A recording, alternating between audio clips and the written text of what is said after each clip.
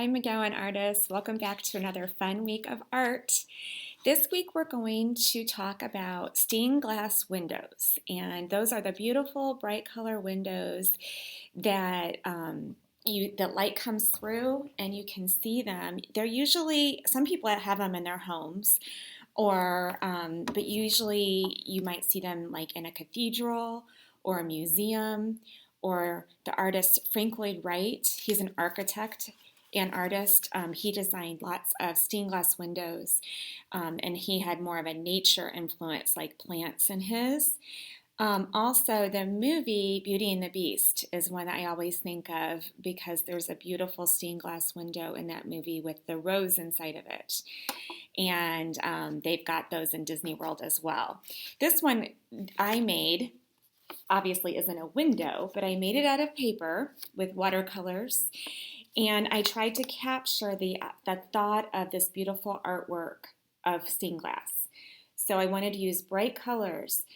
Stained glass is often held together with has lead in the glass, but with iron or metal framed pieces that hold the glass in place, and then the light shines through during the day and the beautiful colors of the glass show through. Sometimes they have symbols in them.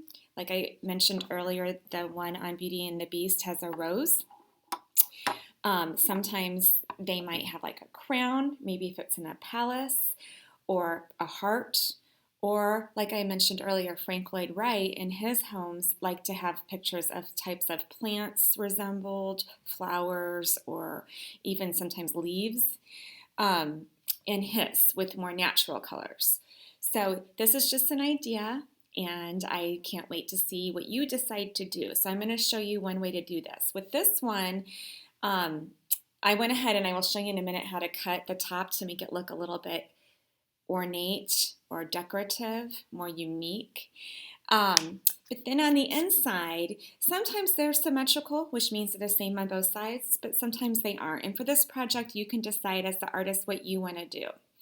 I went ahead, like I said, and I drew a crown. I drew it all out with a pencil first, and then I went over it with a black pastel because it has oil in it, and I'm going to use paint, so I wanted to make sure it's something that wouldn't run with my paint. Oil and water resist. You can use a black crayon, or you could paint all of it, wait for it to dry, and then go over all your pencil lines with black paint. So it's really up to you. I'm just going to show you one way, and then you can show me what you decide to do. Also, if you don't have paint, you can substitute it by coloring in with crayons or markers to get the idea, but try to make it colorful. Okay, so that was my finished one. I'm going to start in any size of paper that you want. This is just a regular piece of paper that I typically use for art. And I want the top of it, though, the beginning of it, to have a design that's equal on both sides, so that part's symmetrical. So I'm going to fold it in half long ways. Call that, remember, hot dog bun ways. It's long and thin like a hot dog. And keeping in mind where my outside piece is, which is right there, the part that's opened up, the opened piece, the folded piece. I keep my hand on the folded piece, and I want to cut along the very top to make some type of pattern for my window. So I'm going to go ahead and show you how I'm going to plan that out. Remembering that on the folded part, I'm going to start, and I'm going to make this one a little bit more unusual. Make a kind of curved line coming outwards, and then I'm going to simply cut on it. You could simply make a diagonal line. It doesn't have to be complicated. It's really whatever you want to do, or an arc, whatever the top of your window you want it to look like. So when I open it up, I've got more of a curved edge on this one as compared to this one where I just did more. When I folded it, it's just a simple curve. It's up to you. Okay, so I'm going to lay this down. I'm going to do it backwards so that you're looking at it straight on. And I'm going to use my pencil to plan out my design. I do have some pastels, I guess, already on the table, so I've smeared it a little bit. That's okay. I'm going to paint over it. I'm going to start off, and for this one, I think I am going to just do a simple heart. So I'm going to go ahead and draw my design in the middle. I want you to think of one thing that you want it to be the focal point or the center of your window. So we mentioned maybe the flower, like Beauty and the Beast. I did a crown, whatever you want to do. I'm going to do a heart for this one. I'm going to make a nice pattern lined edge here to maybe create more of a frame design. So first I've got my symbol, then I have my lines for a frame. I'm going to make a fun pattern on those too, I think. Now it might be hard for you to see right now, but I am going to go over all of these with black in just a moment. You could use a Sharpie to do your black lines if you don't have a crayon or a pastel. A Sharpie is permanent. Just be sure you ask your mom and dad. I'm going to make sure that it doesn't go through your paper. But a Sharpie won't run when you add your paint. If you use a Crayola marker, it would run. So you'd have to make sure your paint's dry. Okay, so I've got now a design I made around the edge. I have my symbol in the middle. It doesn't have to be complicated. And then I'm going to make my lines coming out is where I'm going to make the different colors of pieces so it looks like glass. You can even break them up a little bit and make them be in different directions, going diagonal, going horizontal, going vertical, whatever you want to make it look kind of unique. So this one I'm making isn't very symmetrical, where the one I made earlier was a little bit more balanced. I did each side to match. Again, you're the artist, so you can decide what you want to do. All right, so I've got some basic lines. Now I'm going to use my pastels to go over my design. Now the thing about a pastel though, it does smear, as what happened when I had it on the table from earlier. So just be careful, try not to smear. Very carefully, I'm trying not to drag my hand on my paper. And you can turn your paper to work for you. When I don't want something to smear, I do tend to turn it around, so I'm trying not to touch it in too many spots or lean over it too much.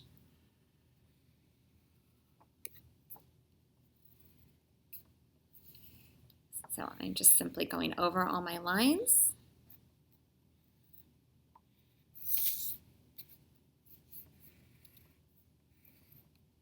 So with this, without even really trying too hard, I've made a pattern.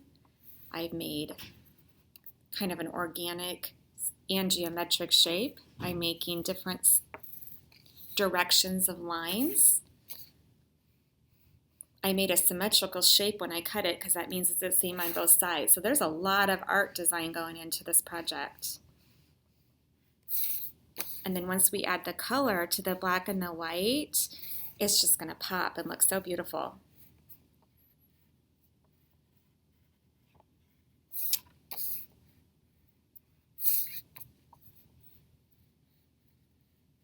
Okay, I went a little fast.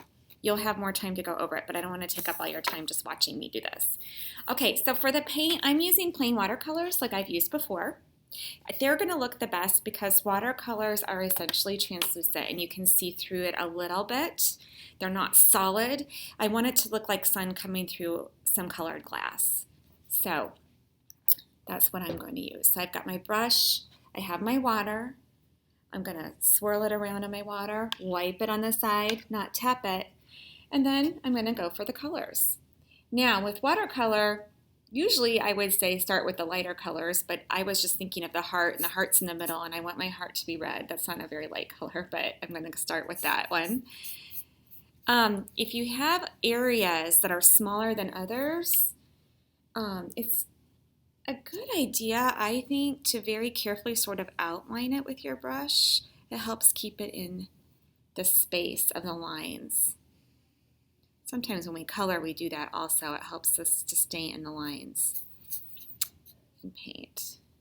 Now, I do see some black flecks that are coming off of the pastels. That's okay. Depends on what you use. Crayons don't do that as much, but the pastels are a little darker.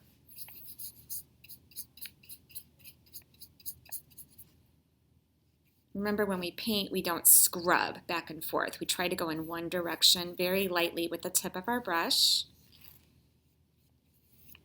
And that's my center. Now, when you do this today, your challenge is to paint everything. I don't want any plain white pieces. I'd like you to try to make your stained glass be completely colorful. So I started with my red. I'm going to go through and add orange. And I'm just going to have fun alternating my colors and seeing what it turns out to be. Let's do a couple more. Now I am going to finish this and put it all together, but I think you get the idea. Looking at the one that I made earlier, you can see I didn't leave anything all plain white. I even thought about the edge of it and created a pattern there. So go ahead, design your stained glass window. Think of an image to put in the middle, like I've got a crown, but I've got a heart on this one. Make a framed border. Make some lines coming out from your shape in any type of direction. And then go over those with black and paint them in. If you don't have paint, you can use crayons or markers. And I can't wait to see what your beautiful stained glass window is going to look like. Have fun!